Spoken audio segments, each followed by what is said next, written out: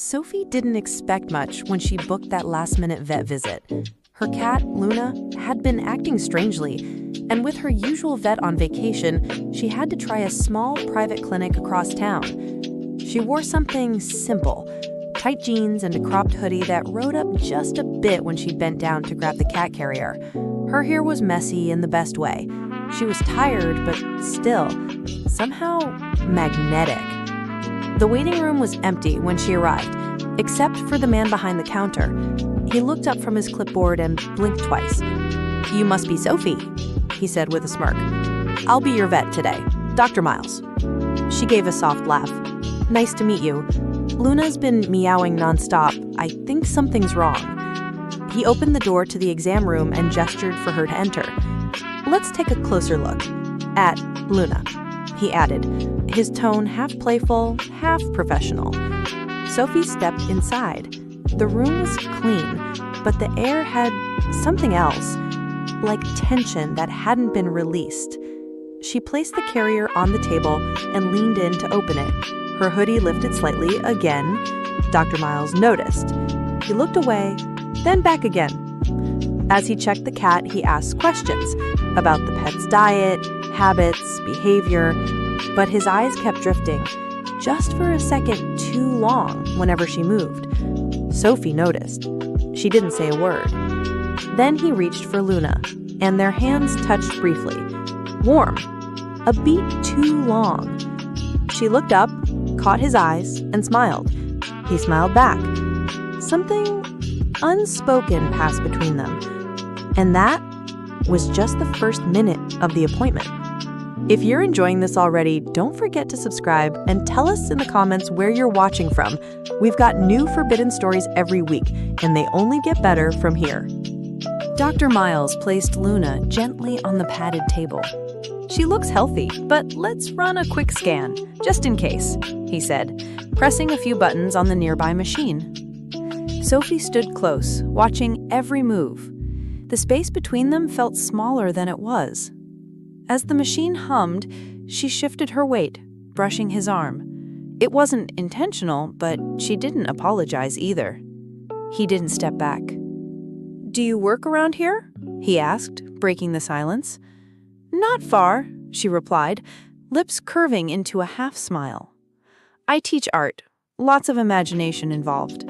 He chuckled. "I can see that." His voice was calm, but something in his expression had changed.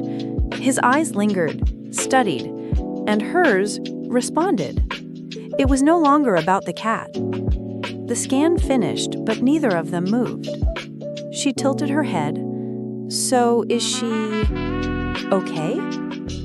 He glanced at the screen, then back at her. "Perfectly fine, but you seem a little tense." She laughed quietly.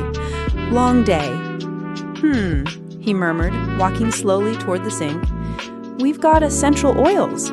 Relaxing scents. Some people say it helps." She raised an eyebrow. "Are you offering aromatherapy now?" "Just trying to help my patients feel at ease."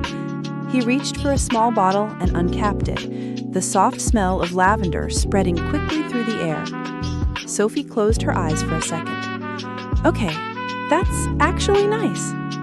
When she opened them, he was closer. "We take comfort seriously here." Their eyes locked again. No words were needed this time. The room wasn't cold anymore. She sat on the edge of the table, her fingers trailing along the edge, like tracing invisible lines she wasn't supposed to cross, but wanted to. He leaned in, just slightly, just enough to blur the line between professionalism and something else entirely. And neither of them looked away. The tension in the room had shifted, thick, warm, electric. Sophie crossed one leg over the other slowly, the hem of her dress sliding just a bit higher. Dr. Miles noticed.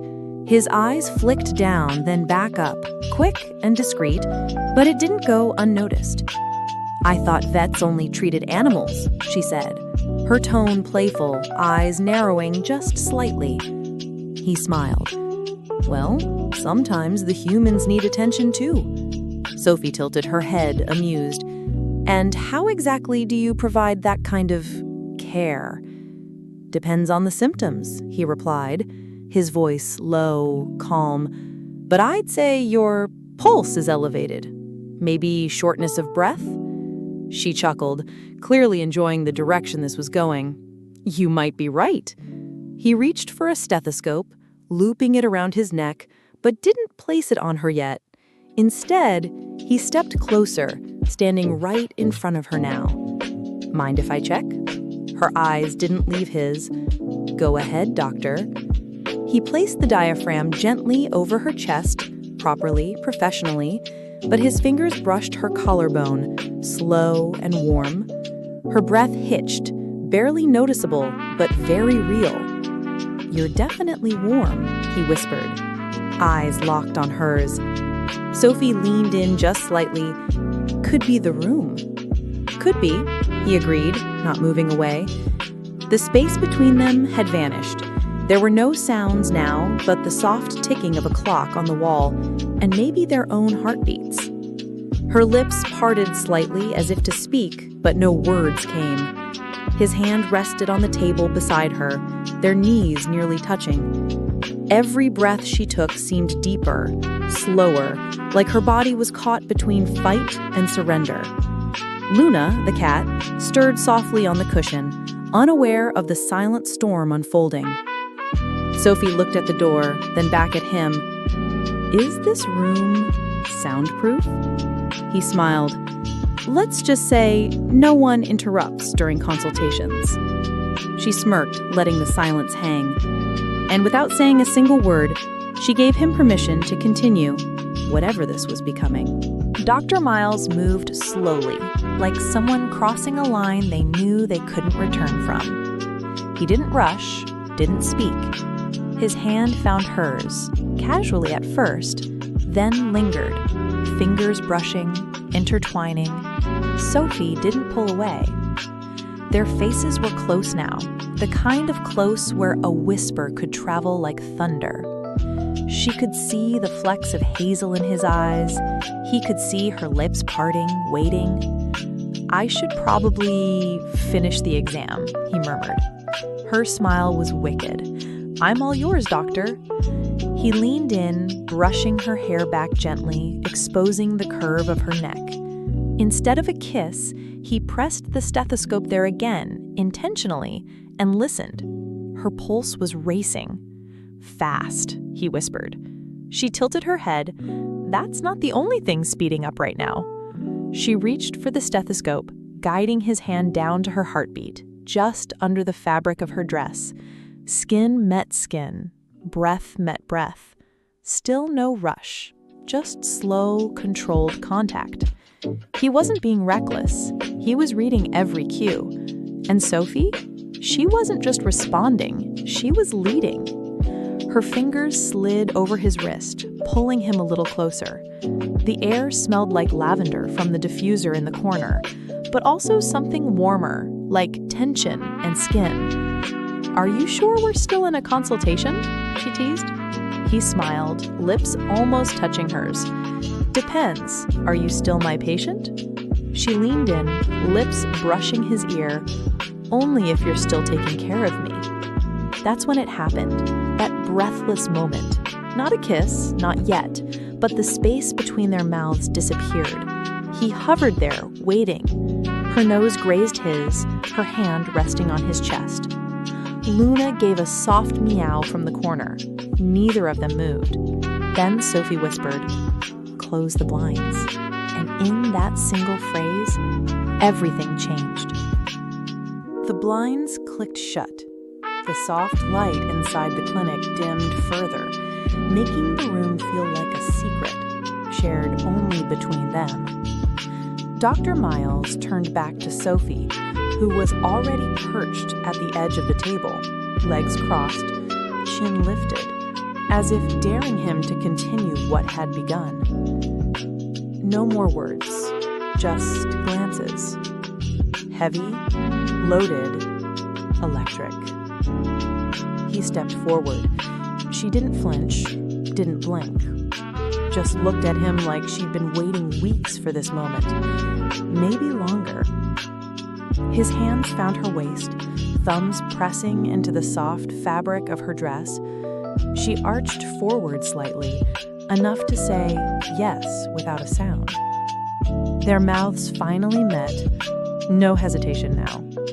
It was soft at first, then deeper, hungrier, like they'd skipped dinner and were starving for each other. She pulled his white coat open, revealing the black t-shirt underneath, gripping it like she needed to feel the heat beneath it. His fingers trailed down her back, memorizing every curve like it was a chart he'd studied 1,000 times. The clipboard clattered to the floor. Neither noticed. Sophie leaned back on the exam table, eyes locked on his. "So, do I need a follow-up?" He smirked. "Definitely. There are still a few things I haven't examined." "Then you better take your time." And he did. Every movement, every touch, felt both careful and inevitable. There was nothing rushed about it, only a growing ache that had finally found its cure. The clock on the wall ticked louder now, but neither of them cared about time. By the end, her hair was messy, his shirt was wrinkled, and the air was thick with something unspoken. Not guilt, not regret, just satisfaction. As Sophie adjusted her dress, she looked over her shoulder. "So, doctor, what exactly should I do if these symptoms return?" He smirked, writing something on a sticky note and handing it to her. "My private number. Call me, day or night." She took it, smiled, and left, hips swaying like a metronome that had found its rhythm. Luna watched from the counter, tail flicking. The clinic door clicked shut behind her, and just like that, the checkup was over. Or maybe it had just begun.